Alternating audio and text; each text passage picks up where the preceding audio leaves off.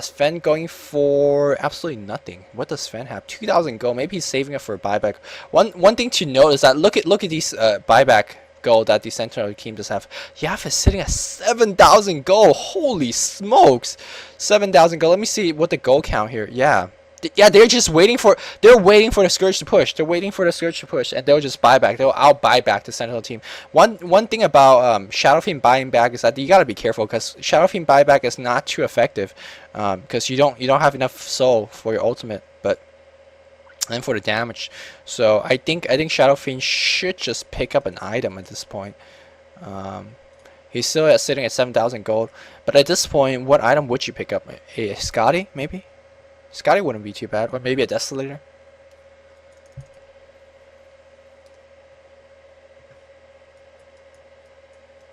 Gao Yibo. What is that? I'm trying to translate that into Chinese, cause yeah, one thing about Chinese that in English, when you see a word, like there's only really one way to pronounce it. But for Chinese, there's 4 tones for every vowel. So depending on how the tone is, there is many different combinations of words. So when he just wrote that, I wasn't too sure what he was trying to say. I was not sure. Morphling sitting at 6,000 gold, so he's cool. He's farm. He could get a butterfly if he wants. Hunter sitting at 3,500 gold. Okay. And the Sven sitting at 2,400 gold. So there's just mass saving up buyback gold. Which, by the way, that game between Starsboba and XTC, that's exactly how they won. Just turtle up to late game where all 5 of their heroes had enough gold to buy back.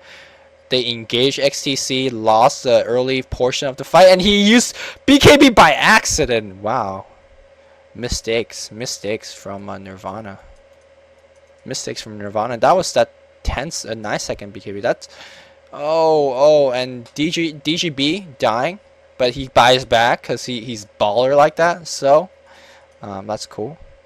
That's cool. Is Roshan spawning? Roshan has not spawned yet. Really, I'm not too sure. This game is going on a stalemate here. We do see the entire Scourge lineup trying to gank this replicate image. They gotta know that's not the real. Yeah, you could just see, judging from the damage, you know it's not real. And but it gets hexed regardless. It's cool to re-hex hex replicates. Both teams just flash farming across the pole base. Let's see who pushes faster. I gotta say Scourge pushes faster, although they do have the longer lane, the longer pushing route. They're not going up against like big creeps. They're not going against Rax creeps here. Oh, I don't know. They're gonna go for Roshan here. Wow, that is really ball. Everyone going for the Roshan. They're gonna go for the Roshan and just port back here. Oh wow, yeah, they're definitely gonna get Roshan. I think this is the strategic. This is the correct decision making from Nirvana China. Now they are gonna get the Aegis. They are gonna get another cheese. They have buybacks up the wazoo. My God. So 7K gold, almost over 9,000, almost from Yafet here. So I think the Scourge is in huge trouble at this point. They should just gun ho for the second Rax. But I don't think the Sentinel. I don't think the Sentinel could lose any fight anymore. Even if they lose the initial fight, they have like so many buyback. They have so many cheese and Aegis and all that stuff. There's no way. There's no way Nirvana China is gonna lose, barring from just making a huge blunder. And even when they make blunders, they could just buy back.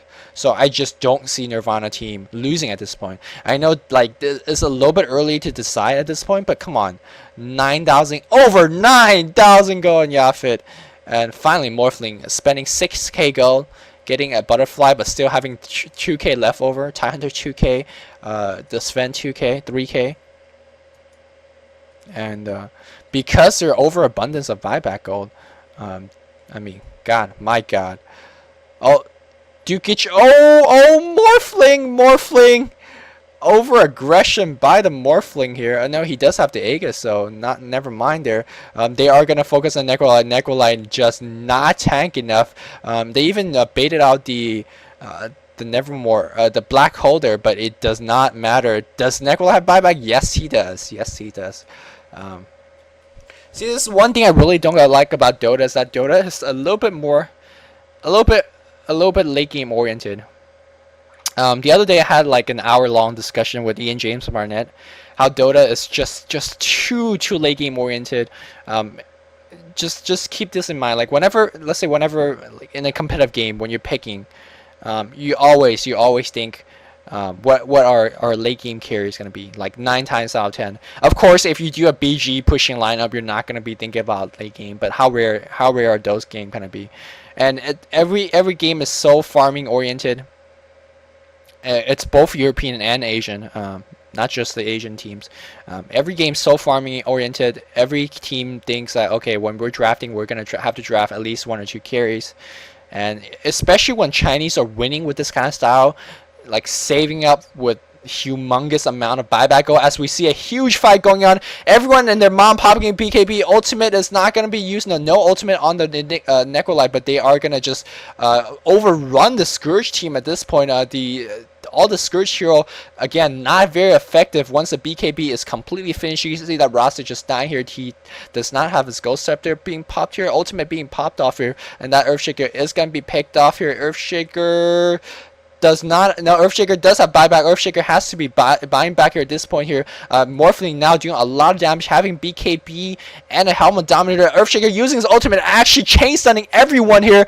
Oh, they will pick off everyone, but are they going to lose Rex? No, they are not going to lose Rex. Yaphet forced to go back here, but oh wow, I think the Necrolite bought back twice here. No, yeah, completely even. I should not have counted Nirvana. I should not have counted Starsboba out yet, but because they both teams showing that with enough buyback they could come back. They could come back and drag this game out longer and longer and longer.